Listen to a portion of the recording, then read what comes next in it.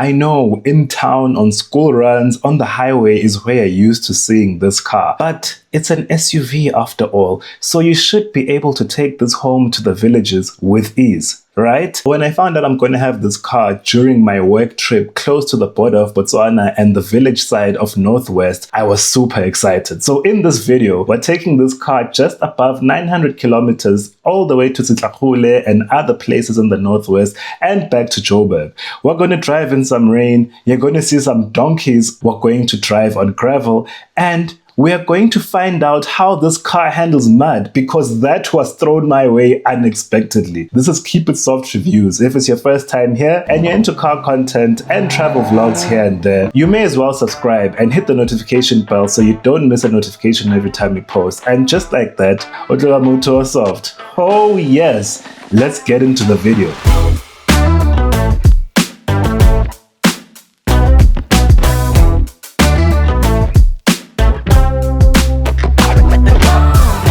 The trip was planned to be a very short trip, so first things first, we loaded up the back with one of my bags, and then we powered up the plug-in hybrid electric vehicle H6 GT. So the H6 GT actually has a power button. Most of the EVs that I've driven from China don't even have a power button. So as soon as you switch the power button on, it goes straight into EV mode. We're starting this trip pretty early, so it gave me an opportunity to see how well the LED lights that come standard on this car perform.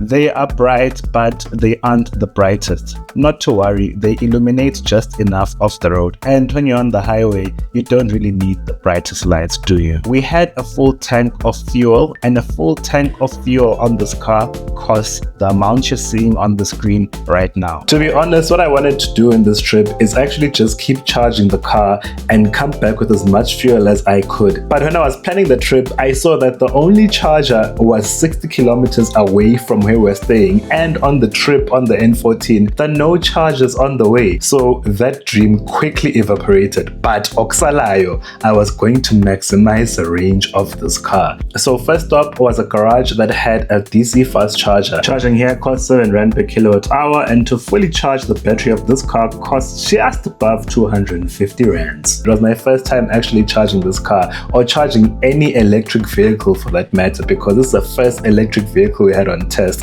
So that card actually dribbled me. I didn't know where to tap. I almost called the people and asked for help. But anyway, we move. After charging for 30 minutes, because we started charging at 5:45, we have 94%. So we went from 23% to 94%. So that's 70% of charge, if I'm not mistaken. I haven't done maths in years, guys. But yeah, that's how much percentage of battery we have. We have 902 kilometers of fuel range and 174 kilometers. Let's get going.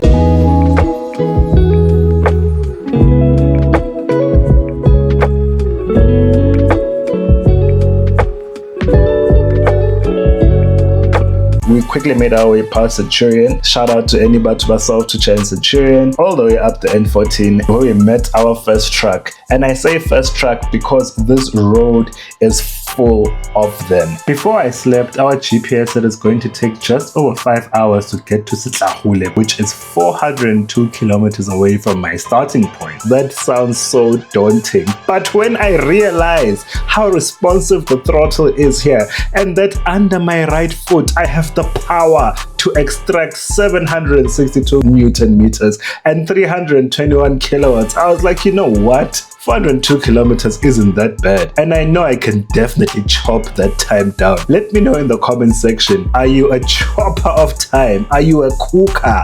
Or whatever GPS says, you are definitely going to hit that. Let me give you some POV shots with some beautiful music just for 30 seconds, nyana.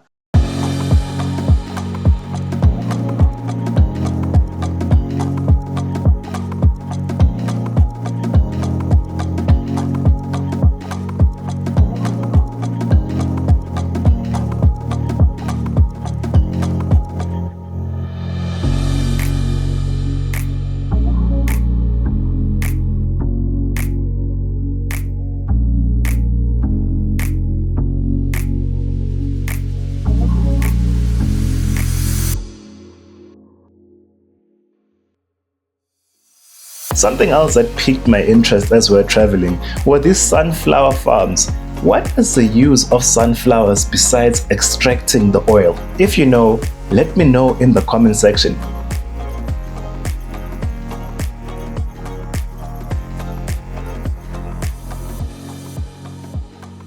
So we've got about 150 kilometers to go, plus minus. We still have 850 kilometers of petrol range and 130 kilometers of electric range. I don't know how this thing does it. And it's a chariot of fire, because as soon as you hit that accelerator pedal, whoa! Whoa, I'm so impressed. Anyway, we just took a turn off to a town called Delareesville. So I'm like, what do you mean? Because are they singing Delare all day in that town? If you've made it this far in the video, I assume you're enjoying it. So you might as well just subscribe and hit the notification bell so you don't miss a notification every time I post. It became pretty evident very early on that this is actually just a lot of agricultural land. So there's not a lot of sightseeing to do besides these silos. So much so that I started counting how many silos I'm seeing on the road. Let me know how many silos you see as we travel. Whack, whack, whack. I got the big devastating news that I'm not going to actually see what Delareesville is all about, because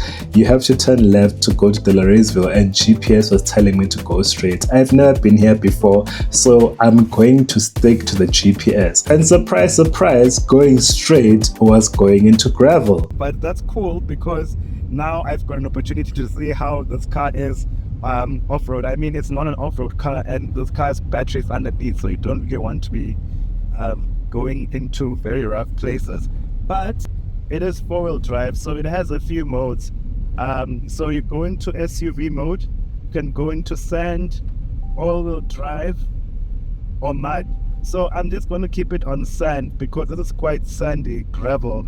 And to be honest, we've been traveling around 80 kilometers per hour, 85 kilometers per hour, and we are using normal road tires. We're not using all-terrain tires, so it's actually pretty great on gravel. This is how much the ground clearance of the car is, so you can handle light off-roading like this, but I don't recommend it because this car has batteries underneath. Batteries underneath or not, before we knew it, that H6 GT had conquered that gravel road and we're back on the tar. Surprise, surprise. Here's another silo. And just like that, 425 kilometers zoom past. And as soon as we got into going, we're seeing a lot of donkey carriages. It's actually amazing to think this is actually how fast mobility started. No, these are not horses, but when you hear horsepower, it's coming from something like this. So just imagine all of those cars that have 500 horsepower. It's actually literal power of a horse times 500. And where we were, people were still traveling around like that. I'm not going to lie, at this part of the trip, it really broke me a bit, because I live in Joburg, I live in the city, and we complain a lot about money, work, opportunities. I'm not saying those aren't real things to complain about, but sometimes what you think is normal and mundane is not even normal to some people. Some people here don't even have proper roofing. They don't even have something as a simple floor. When it rains, their things get ruined. The floor is sand. It even has holes. It turns into mud inside the house. You see these small spaces. Sometimes you have 4, 5, 6, 10 people living here. Having a roof, having a bed, having clothing, having food every day, even choosing what you want to eat, it's not small. And the crazy thing is that you don't have to travel over 400 kilometers to experience these things. Even close to the city, there are people that are living lives like this. Remember to be grateful. Remember to be kind to people. You may be going to the same corporate job, but we're all coming from different places. We're all facing different things. We're all fighting different battles. So be kind to everybody. Be grateful for everything that you have. Yeah, no, this place really, really, really humbled me.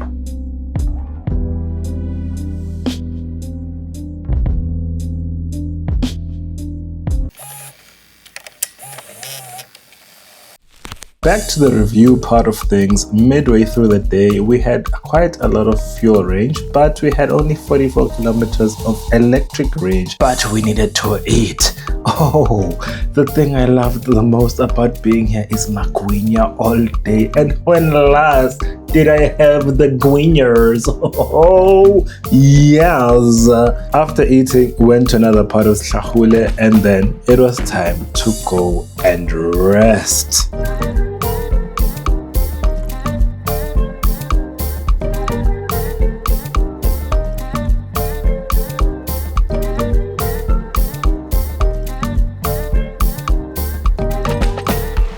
The place which we're staying at, their garage actually has a wall plug. So they've been kind enough to actually help us with our charging. The cars usually come with a home charger. So it's this over here. And then you literally plug it onto the wall like this, and it'll flash blue because it's charging. This is an AC charger, so the charging is not as fast as it was when we were charging on the direct current charger. So time to fully charge is literally 17 hours. So this is a very, very slow charger. I think the problem is that there's a lot of things that are going on here. It's a guest house, so there's a lot of things that are plugged and things like that. So that's probably why I'm getting a very slow charge. Maybe once everybody is sleeping, then the car will get more power into it. We'll just have to wait and see. I'll update you guys in the morning how far the thing is. Whilst we slept, there were some really heavy rains. And the next day, we had to travel about 90 kilometers close to the border of Botswana. We were not prepared for the road to actually be gravel. And this is what we're faced with. Remember, I told you the battery is at the bottom of this car. So water and electricity, they do not match. But the paddles didn't look bad at all when we started our way. And this gave me an opportunity to test the H6 GT on mud. So this video becomes an off-road test of the Haval H6 GT. I have found myself in a sticky situation. Just take a look at this road in front of me. It was not the plan to drive in conditions like this, but here I am faced with this. Luckily, this car has a four-wheel drive system, but the thing that's making me sweat is just that this car has batteries underneath. So if it's raining like this, sometimes you find puddles on the road. But besides that, this car has a mud mode. As you can see, we are in mud mode over here. It's four-wheel drive, and it's actually handling this real well. And on top of that, we are doing this with normal road tires. This is not an off-road car, but because you have that power, you have that instant torque, this car can get you out of sticky situations, and it sends the power to all the four wheels. So it's doing this actually pretty easily. We aren't sliding around too much. We aren't getting stuck at all. And because the ride is pretty high, you are able to actually go over these rough roads. We also went over just normal gravel yesterday, and it was quite impressive. So yeah, no, Haval has done something here which I don't think anyone was expecting. I mean, nobody's buying this car to take it off-road, but if you find yourself in sticky situations and you find yourself in areas like this, the car can handle it. Just don't do it often. As we drove, we're faced with a very big decision to make. Do we continue driving or do we turn back? The rain got worse. We were only 25 kilometers in out of 90, and we did not know this road was gravel all the way to the end. So we made the decision to actually turn back, because this is not my car. This is a GWM car, and I'm not about to be putting it in off-road situations that it's not built for. But overall, I was actually impressed by what this car could do. Huck back to Joburg, but we had to avoid that gravel we took on the way here, so we decided to drive past Lichtenburg, which took us past this train that just kept on going and going and going. So we got some food in Lichtenburg, and we stopped at Checkers to get some snacks and drinks as well. If Umutu Soft that's tuning in from Lichtenburg, hello, hi! this will mark the first time I'm actually putting fuel in the car, and I'm not even putting a full tank. I'm just putting $300. Reason being, when I get to Joburg, I'm going to charge the car. And this entire route that I travel, there's only one charger after you leave Gauteng. So I'm on N14, it's in Mahikeng, and we didn't even go to Mahikeng because you saw last night we were able to charge. So now I have 21 kilometers of range and 194 kilometers of fuel range, but where I'm traveling to is 175 kilometers before I go home, and I don't want to stop anywhere. I just want to go home. I miss my kid, I miss my wife. So yeah, 300 rand gave me just about almost 200 kilometers of fuel range. Yeah, we've traveled for 14 hours and 11 minutes, and we literally traveled 718 kilometers. So that means there was 195 kilometers range left, plus 20 electric kilometers of range left. So that's just above 200 and something. So that was going to give us just about 940 kilometers, which is very close to the claimed 1,000 kilometers, which is very impressive. So yeah, let's head on back to Joburg on another route that I've never driven before. So yeah, this trip has basically been me going to places I've never been before. After topping up on fuel and making sure I don't have to take any unnecessary stops before getting back to my family, which I miss so much, it was time to zoom out of Ventersdorp. So if you're watching and you're from there, hello, hi, sawubona, dumela. You know what? Nice, sound like some advert, but you get the vibe. I hope you're subscribed and you're part of the over 6,000 Batuba Soft that are part of this channel. Anyway, we got back into Gauteng, and the big telltale that we're back in Gauteng is traffic. Honestly, I don't know what it is about Gauteng and traffic. As we continue driving, we pass the Sasol garage, we fill up an engine, but let me know in the comment section, which garage do you actually use to put fuel in your car and why? Let me know in the comment section. Another thing that's actually pretty weird, you know, I've driven traffic from time to time, but the thing that I've seen is on off ramps, that's where there's actually a lot of traffic, but there's nothing actually going on.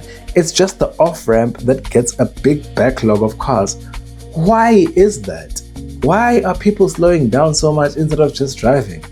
It always baffles me. Honestly, if the battery will completely discharge, I have 13 kilometers of range left, 17% of battery, and my charge 16 now, 12 kilometers of range now. So let's see what will happen. When the battery runs very low on power and you actually diminish your range of the battery, you can't go into EV mode, which I guess is self-explanatory, but the car prioritizes charging, and that's where then it starts using a lot of fuel. But even in that case, it's not a lot of fuel. The highest consumption I got in this car was just under 8 liters per 100 kilometers, and that is very efficient considering the power that you have on tap in this car. Oh yes, that brings me to the end of this video. Thank you so much to everybody who subscribed and is here. You know, we wouldn't be getting all these different cars from different brands if you guys were not subscribed, if you are not engaging in the comment section, if you're not liking the videos, and if you're not sharing. So I really appreciate that. Please don't stop doing that. If you're new and it's your first time here and you're not subscribed, please subscribe, help me grow. We are on the way to 10,000 subscribers. Oh yes. And this was just a vlog of a trip and to see the range of the car. And from this video, you can clearly see that if you want to, you can hit the 1,000 kilometer claimed range. If you want a technical review of the car with specs and things like that, and a real world test and a cost of ownership, I've already done that. We'll just wait till the end of the video. It'll be on your screen. Or if you want to go there right now, I've put the link in the description box. Tango! I'll catch you with another video very soon.